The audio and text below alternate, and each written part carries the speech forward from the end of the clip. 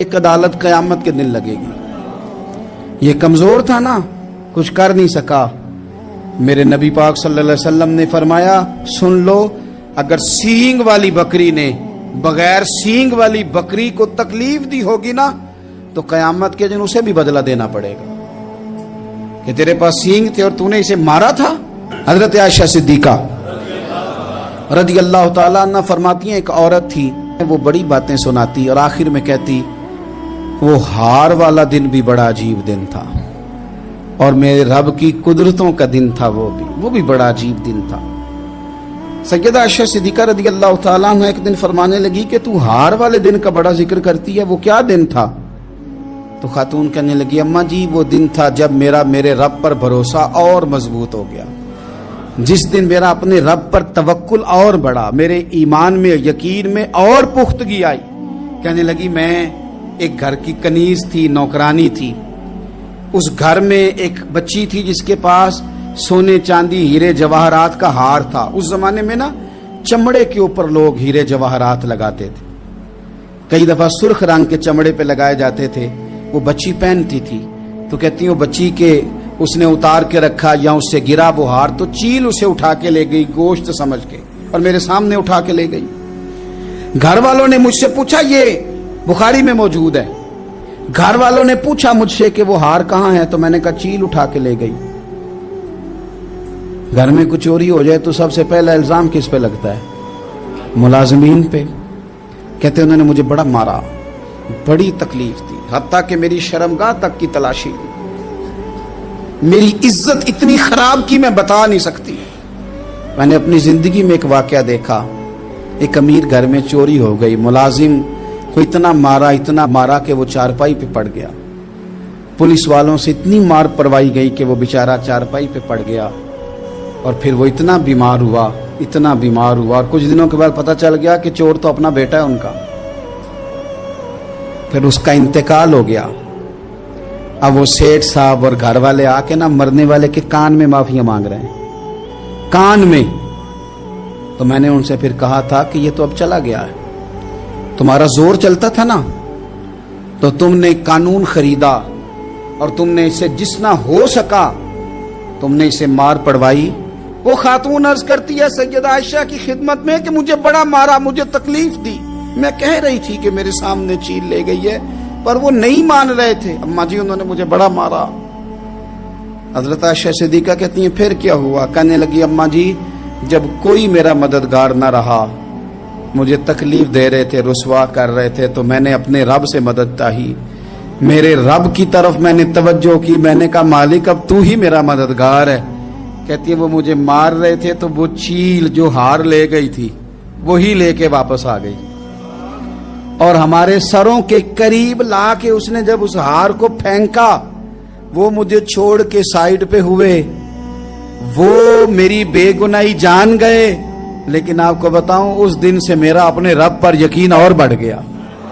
مجھے سمجھ آ گئی کہ جب انسان پورا ٹوٹ جاتا ہے اور جب کوئی چاروں جانب اس کا مددگار نہیں ہوتا تو رب تو ہوتا ہے نا، اللہ تو اس کا مددگار ہوتا ہے نا، وہ تو پھر اپنے اس بندے کی مدد کرتا ہے نا، پھر وہ تو توانائی دیتا ہے نا، وہ تنہا نہیں چھوڑتا، وہ تو آنسوؤں والوں کے آنسوؤں پہ بڑا کرم فرماتا ہے، وہ تو قسم پرسی میں آ جاتا ہے، اس کی رحمت بڑھ کے استقبال کر لیتی۔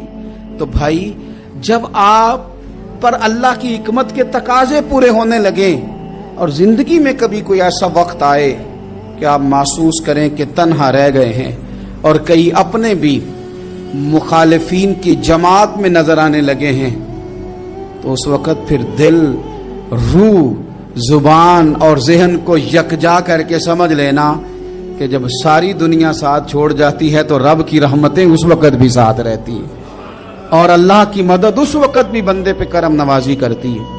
ایک اور حدیث سنیں، لطف کی بات یہ ہے، یہ بھی بخاری میں ہے،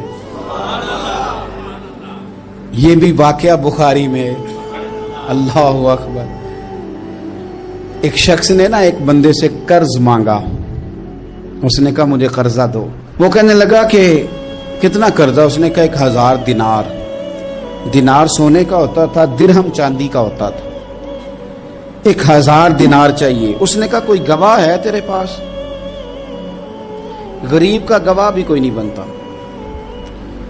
कभी उलझ जाए ना कोई बंदा तो कई अपने भी कह देते हैं कि हम इसके कौल फेल के जिम्मेदार नहीं है। एक गरीब आदमी को कर्ज की जरूरत पड़ गई, 1000 दिनार चाहिए। मैं कह चुका हूं कि दिरहम चांदी का होता था, दिनार सोने का। अब 1000 दिनार लेना है। तो जिस बंदे से उसने कहा, अगरचे वो नेक बंदा था, उसने कहा यार 1000 दिनार दे दो। तो कहने लगा कोई गवाह है तेरे पास? वो कहने लगा गरीबों का गवाह कौन होता है?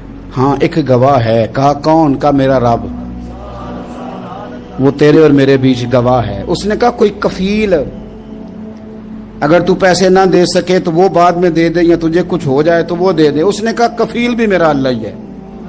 मेरे पास अगर है तो रब करीम का नाम है, अगर एतमाद कर सकता है तो कर ले। बंदा नेक था, उसने कहा रब के नाम पे, रब की किफालत पे, अल्लाह को गवाह बना के मैं तैयार हूं तुझे 1000 देने को। उसने 1000 दिनार दे दिया। वक्त वापसी का तय हो गया। वो चला गया पैसे लेके। उसने पूरी मेहनत की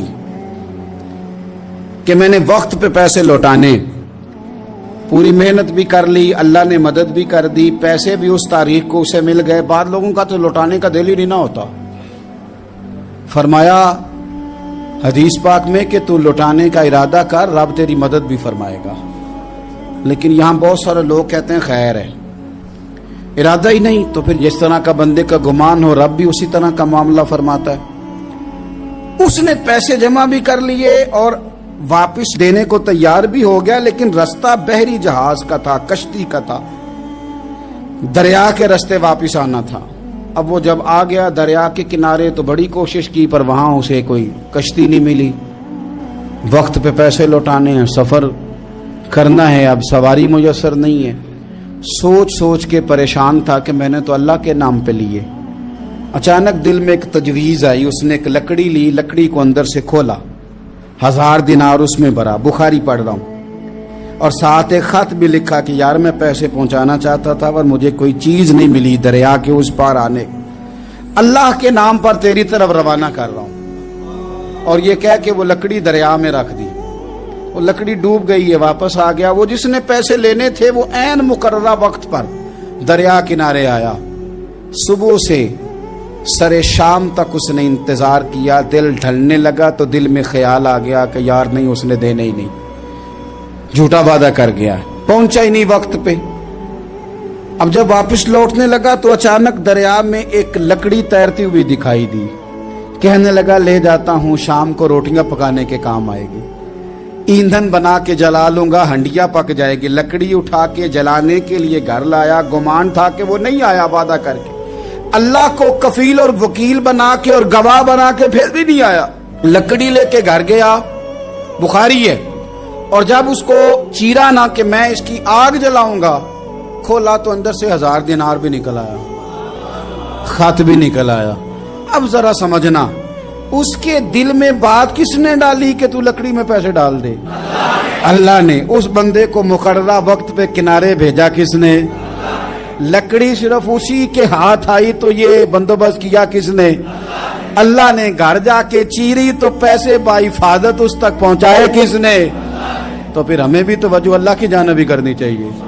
हमारे पे दिल की तवज्जो रब की तरफ ही होनी चाहिए ना। हमें इधर उधर जाने की, देखने की, बंदों पर गौर करने की जरूरत क्या है? वो पैसे पहुंच गए, ये वहां अपनी जगह पे परेशान था। इसने 1000 दिनार और जमा किया। फिर दोबारा एक दिन दरिया किनारे आया, कश्ती मिल गई, बैठ के अपने उस भाई के पास आया। कहने लगा देखना मुझ पर बदगुमान ना होना, पैसे उस तारीख को भी जमा कर लिए थे। दरिया पे आया था पर कश्ती नहीं मिली थी।